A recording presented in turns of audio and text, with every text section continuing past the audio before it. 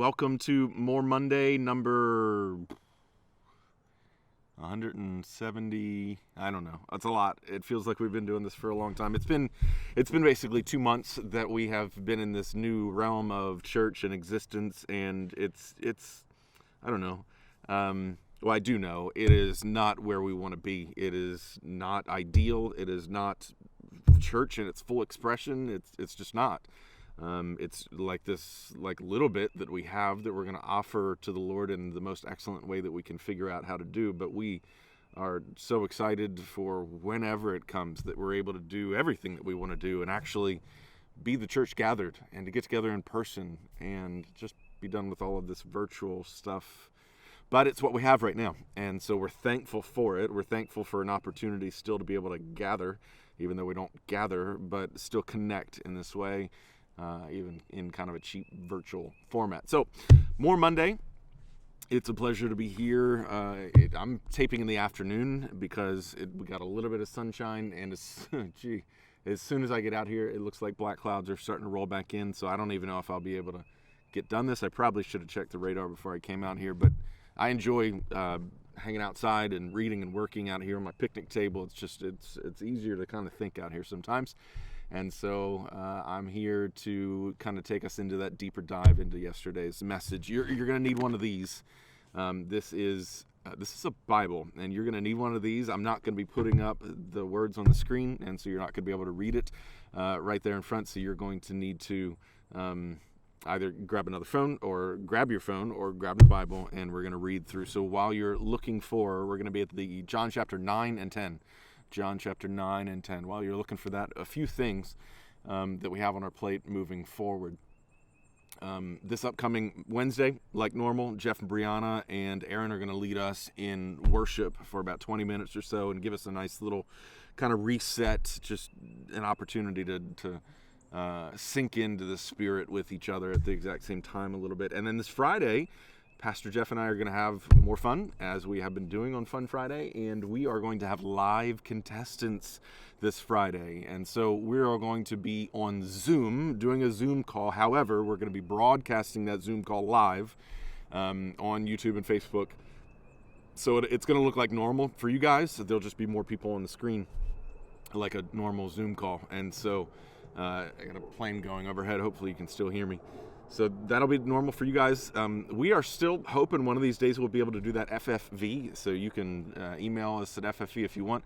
The Faith's funniest videos, but quite honestly, most of the videos that we got were like really grainy and kind of hard to see, and we didn't understand some of them. Honestly, we didn't understand why they were funny. I assume they were funny for you guys, which is why you sent them in, but it's almost like it was just like one of these like inside joke kind of things. So anyway, that's still a hope for us. We want to be able to do that, but in the meantime, we're going to do things that we know all of us will enjoy, and we're going to have some live contestants on this Friday, and I'm really looking forward to that and hanging out with you guys Friday night. By the way, if you have not yet subscribed on YouTube, like do it now. Like if you're on YouTube or if you're on Church Online, like click through to YouTube and click subscribe, hit the little bell that's right next or on this side, right next to it, and it'll email you every single time we go live with something. Or if you're on Facebook, please like us or follow us, whatever that's called on Facebook.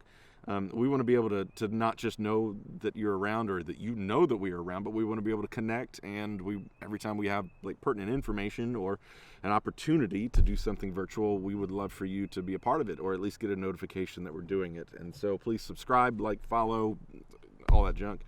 That would be great. Another thing, so we have a fund that is currently set up called the COVID-19 or COVID Relief Fund that we have several who have donated and have completely given up their stimulus and just given it to the church and said, hey, use it for what needs to be used. And so please know that if that's something you want to be a part of, whether it's the whole stimulus or the tithe off the stimulus, and I assume we are all tithing off of that free money that we got. But anyway, if you want to give that money towards a specific COVID relief fund, we are starting that fund, and we will use that only for area ministries locally. We're thinking about maybe a grocery giveaway. We're thinking about, just stuff like that, whatever it may be, to help those who are around. And so if you want to donate specifically to that, you can go to welcometofaith.com or welcome to.faith/give, and there's a special spot on there, or you can send in a check. Just make sure it is designated. Anyway, so make sure you're subscribed. And lastly, before we jump into what we're really here for, our email list. Like, if you're on welcome2.faith, make sure you click to get on our email list. We're sending out stuff every single week, and we want you to be able to connect with us on the regular.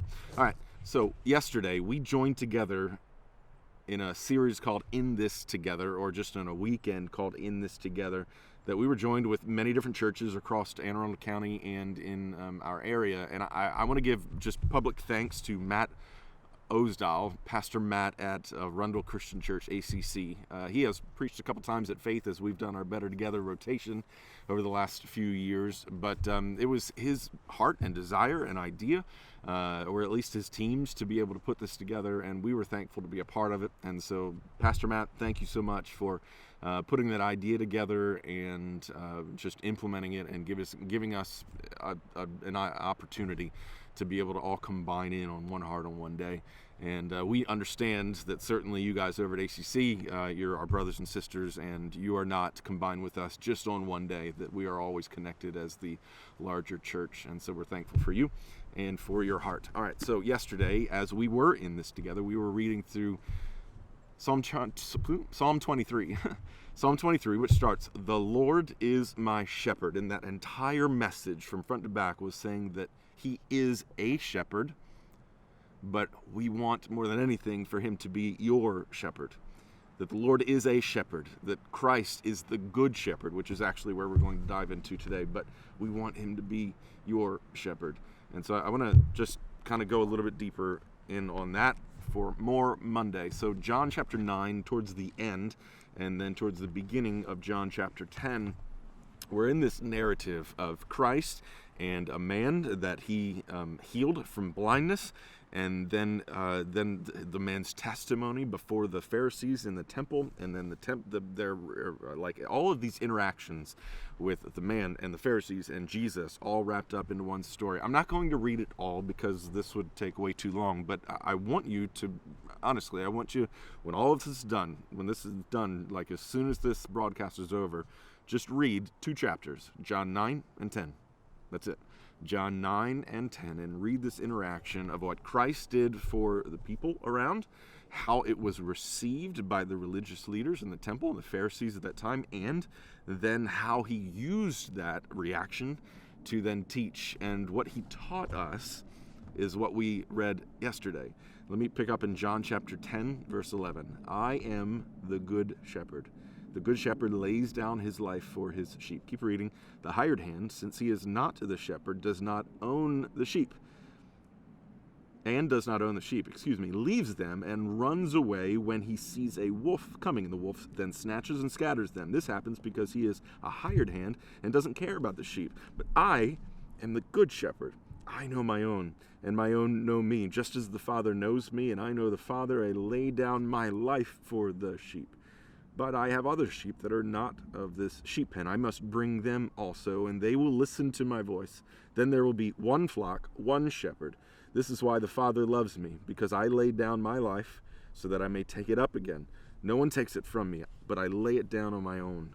I have the right to lay it down, and I have the right to take it up again. I have received this command from my Father." And if we continue reading, the Jews were divided because of what Jesus had just told them. In verse 20, many of them were saying, "He's a demon, he's crazy. Why do you listen to him?" And others were saying, "These are not the words of someone who is demon-possessed, because after all, can a demon heal someone, open the eyes of the blind?" In John chapter 9, right in the middle towards the end, what we see is Jesus meeting a man and telling him to go wash, and then he would receive sight. Go down to the pool of Siloam and you will receive sight. And then after he does, in that great miracle, he is then brought in again before the Pharisees to give testimony. And he basically says, I don't really know what happened. All I know is I once was blind and now I see.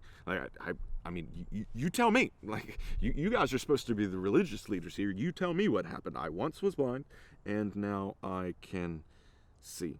But the religious leaders didn't want to hear it. They thought this was all just one big ruse. They thought this was all some sort of a demon possession. They thought this was all just magic and different things. But in this interaction, we see the man mention and declare that he believes in the Lord. After all of this, see verse 35 of chapter 9. Jesus had heard that they had thrown the man out of the temple. When he found him, he said, "Do you believe in the Son of Man? Who is he? Who is he that I may believe in him?" And Jesus answered, "You have seen him. In fact, he is the one," this is a crazy way to talk, by the way, "he is the one who is speaking with you." Watch the man's testimony. "I believe, Lord." And he worshiped him. Jesus said, "I've come into the world for judgment, so that those who do not see will see, and those who do see will become blind." He wants us to understand here in this interaction that John is recording for us. There's a big difference between seeing and not seeing. A big difference, obviously, of being blind and being able to see. And that interaction between this man, as he got kicked out of the temple, brings us directly into chapter 10, where he says, "Truly, I want to give you a story here. I'm going to give you a metaphor about sheep and a shepherd. And as you are in the midst of this blindness, and as I just took this man out of physical blindness and into physical sight, and really out of spiritual blindness into spiritual sight, let me let you know what I'm really here to do. I'm here so that people who cannot see can. I'm here to give people who are blind sight." And he uses this metaphor about being a shepherd, and not just a shepherd, but a good shepherd, so that we can understand exactly what it is that he has come to do for us, to lead us, to shepherd us. So quick thought, real quick. I actually asked some friends this last night, and we had some fun with some of the answers. If you were going to get a tour of Disney World, go down to Orlando, and you were going to get a tour of everything, and like the backstage and the front stage and all of the different secrets of Disney World, who would you want to lead that tour? Like past, present, or future, fictional or non-fictional, who would you want to lead that tour? Me, myself, I know some people last night when I was talking to them in our small group said maybe Mickey or, Rapunzel. And I'm not sure whether Mickey would be able to really show me what I wanted to see. But I mean, past, present, or future, if I want to know about Disney World and know all the ins and outs, I would want, I know he's dead now, but Walt Disney. I would want Walt Disney. I know he's not alive anymore, but past, present, or future, give me the one who understands and knows the master design behind Disney World. Now, think of maybe New York City. If you went to New York City, who would you want to be your tour guide, to kind of show you around and show you the ropes, as it's mentioned? I heard yesterday some answers like Donald Trump, or because he knows the city pretty well, or like Bloomberg, he knows the city pretty well. And whoever the names are, the people 300 years ago that started to build the city and the grid system. Either way, I would probably want to I would want to get driven around by that lifelong cabbie, the lifelong taxi driver who knows the city inside and out, knows all the nooks and crannies, knows where to park, knows where the tourists go and where the tourists don't go, just knows the lay of the land. If you were going to go to LA, go to Hollywood, and you wanted to get a tour from there, who would you want to give you a tour, past, present, or future, fictional or non? You would probably, most likely, want someone who knows the players, who knows where they're going, who knows how to get around traffic, how to do the things that are necessary. You would want an experienced tour guide to guide you. Point. Who do you want to shepherd you? Who do you want to guide you in life? Do you want to do it? I mean, do you want to do it yourself? Because you can. You have the option, just like the men and women, the Pharisees, if you will, of this story, who got to the end of all of this and said, listen, he is either a lunatic or he is the Lord. He is either insane or he is the Lord of all. And they were arguing about this, and there was two options. You either take the insane route or you take the he is Lord route. He's lunatic or Lord, like C.S. Lewis suggested so long ago. So you and I have the option of doing things ourselves or choosing a lunatic to guide us through life if we want. But wouldn't you rather want the one who created it all and designed it all and set it all up and gave us then the opportunity to be guided by the one who designed it all? Wouldn't Wouldn't that make more sense? I mean, we in life want to do it on our own. We figure we know better. It's like walking into Disney World and saying, listen, first time, like, I got this. I mean, I've read a few books and I've seen a few documentaries on YouTube. I know exactly where I'm going. Just get out of my way, Walt Disney, and let me go. Like going into New York for the first time. Listen, man, I know where all the good parts are and all the bad parts are. I know where all the corners are that I shouldn't go to and where all the ones that are go safe. Listen, I got this. Even though I've never been here before, even though I've never been to this Monday, on this day, on April 27th, whatever it is, even though I've never been here before, I got it. I got it. But how short-sighted is that? I mean, for real. When we think about life and how we get into every single day we move from one sunset to sunrise, we get to another day that we've never been, and we truly don't know what is coming. And we think, I got it. Meanwhile, there's the infinite God who looks into and deals inside the finite, lives in us, through us, with us, and says, hey, Tim, I'm the good shepherd. I will guide you with my rod and my staff. I will lead you through green pastures. I will lead you to still waters. I will renew your life. When we think about Christ being the shepherd, I mean, logically, rationally, if it's just throwing all the chips on the table, if he is the Lord, then why would we not want to be shepherded by him at every moment and not act like we can do it ourselves? Why would we not? Why would we want to do this little inside, like one leg in, one leg out, little halfway thing? It makes no sense if he is Lord. The only time it would make sense for us to do it on our own is if Christ was a raving lunatic. And honestly, those are our only two options, because Jesus said way too many things pointed for him to not be either the Lord or a lunatic. And so that's your choice today. As mentioned yesterday, we want more than anything for you to know that Jesus is a shepherd, and we want you to know him as your shepherd. But you have the option to proclaim Christ as a lunatic. And the scripture would call that the unforgivable, blasphemous sin. To know him as the one whom is not good for you. But he is the Lord. He is the creator of heaven and earth. He is the one who stands outside of time, who knows what will come before it even happens. He is the beginning and the end, the Alpha, the Omega. He is the one who works even still in the present. And he says, hey, Tim, follow me. I will guide you. I will shepherd you. And my brothers and sisters, that's got to be the great news, that we don't have to walk around blind any longer. But he has come to give those of us who are blind sight, but only if we follow him. Otherwise, we can claim to see, and he will further blind us, as mentioned there at the end of chapter 9. My hope is that as we have discussed yesterday and today, Christ being our shepherd, I hope that he's your shepherd. I hope that you would understand the need to be humble, the need to proclaim that you don't know what is coming. You don't know how to get around and how to do and how to find things that you need. But we have one who has laid down his life for his sheep,